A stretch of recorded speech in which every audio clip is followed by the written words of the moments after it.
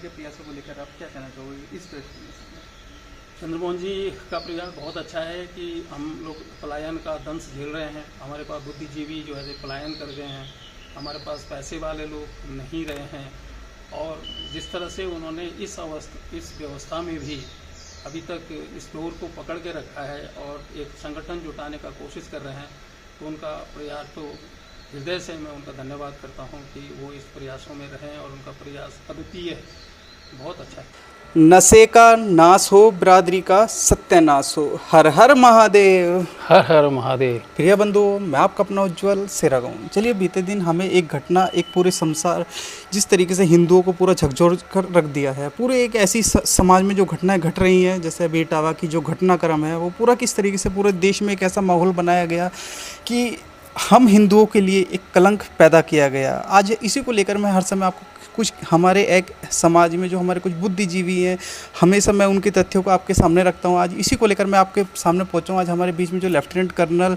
वीरेंद्र सिंह नेगी जी आज हमारे बीच में मौजूद हैं। थोड़ा आज इनसे इस घटना को लेकर, इस घटनाक्रम को लेकर, इस जाति व्यवस्था को लेकर और हिंद मजदूर किसान समिति के राष्ट्रीय अध्यक्ष श्री चंद्रमोहन बुढ़ाकोटी जी के प्रयासों को लेकर थोड़ा इनसे जानने का प्रयास करेंगे।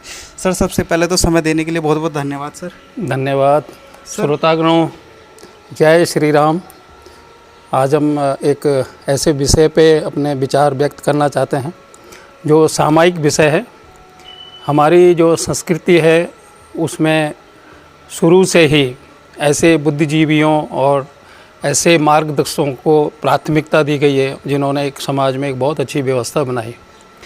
इस व्यवस्था के अनुरूप चलते चलते कई व्यवधान आ गए।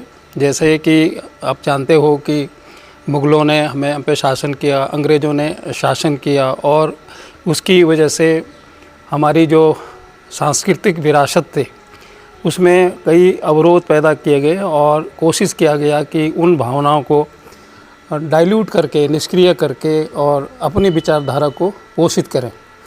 सर, मैं थोड़ा सा बीच में आपको रोकना चाहूँगा। सर, जैसे हमारे ग्रंथों में भी कहा गया है कि जन्म न जायते शूद्रा, कि जन्म से हम सब शूद्र हैं, ब्राह्मण एक पद है, ब्राह्मण बनना पड़ता है। इसको लेकर क्या कहना चाहिए? हाँ, बिल्कुल सही है कि जन्म तो हमारा कहीं भी हो सकता है। हमारे पास एक एक से उसके उदाहरण हैं, पहले से भी कर्ण का उदाहरण है, और कर्ण एक बहुत बड़ा धनुर्धारी हुआ, जबकि वो कहते हैं कि वो सूतो वा सूतपुत्र वा युवा को वा भवा में हम देवायत्ते कुले जन्मम मदायत्तम तो पौरुषम। तो वो हमारी संस्कृति है।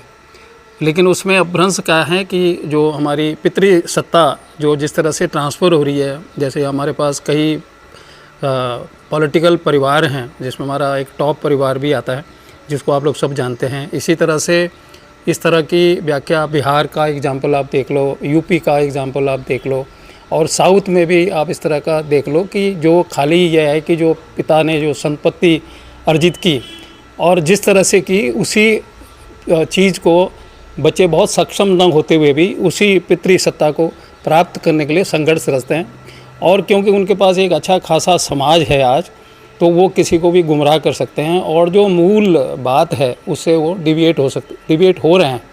सर, जैसे हमारे यहाँ एक वर्ण व्यवस्था है ना, लेकिन आज फिर भी कहीं ना कहीं हमारे बीच में एक जातियों में गर्व पैदा किया जाता है। अभी मैं कुछ दिन पहले जैसे मैं देख रहा था, दीवारों पे स्लोगन लिखे हुए थे कि पंडित के ठिकाने ठेके और थाने, मतलब ऐसी गुजरों के अपने अलग लिखे रहते हैं, जाटों के अपने अलग लिखे रहते हैं। कहीं ना कहीं हम वर्ण व्यवस्था को छोड़कर इन जाति व्यवस्था में जो दलदल में फंस रहे हैं, इसके बारे में थोड़ा क्या समझ?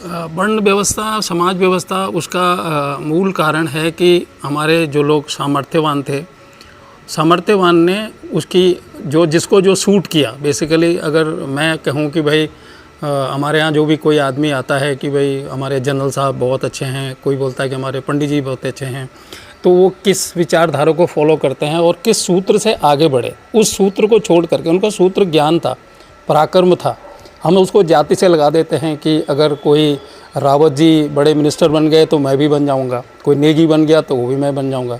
तो ऐसा है नहीं। जब तक आपके पास ज्ञान नहीं है, जब तक आपने पुरुषार्थ का संवर्धन नहीं किया, जो जात पात है एक सहारा है। हमारे यहाँ जनरली एक लोग कहते हैं भाई मैं तेरे से बड़ा हूँ। बोला कैसे? बोला अगर मैं तेरे से बड़ा नहीं तो मेरा चाचा तेरे से बड़ा है, वो चाचा नहीं तो मेरा गाँव वाला बड़ा है, गाँव वाला नहीं बड़ा है तो मेरा मिनिस्टर बड़ा है। तो इस तरह से हम एक सहारा लेते हैं दूसरों का, ताकि अब जीने का अधिकार तो सबको है, जैसे अगर बूंद विलय हो जाएगी तो बूंद का अस्तित्व खत्म हो जाएगा। इसी तरह से जो लोग हैं अपना अस्तित्व बचाने के लिए इस तरह का पाखंड का सहारा लेते हैं। चलिए थोड़ा सा हिंद मजदूर किसान समिति के राष्ट्रीय अध्यक्ष श्री चंद्रमोहन बुढ़ाकोटी जी के प्रयासों को लेकर भी थोड़ा बात करने का प्रयास करेंगे, जिन्होंने 25 साल से जाति व्यवस्था को उखाड़ फेंकने का एक प्रण किया हुआ है। आज इसी को लेकर आज हमारे बीच में लेफ्टिनेंट कर्नल साहब सर, जो हिंद मजदूर किसान समिति के जो राष्ट्रीय अध्यक्ष श्री चंद्रमोहन बुढ़ाकोटी जी के प्रयासों को लेकर क्या कहना चाहिए?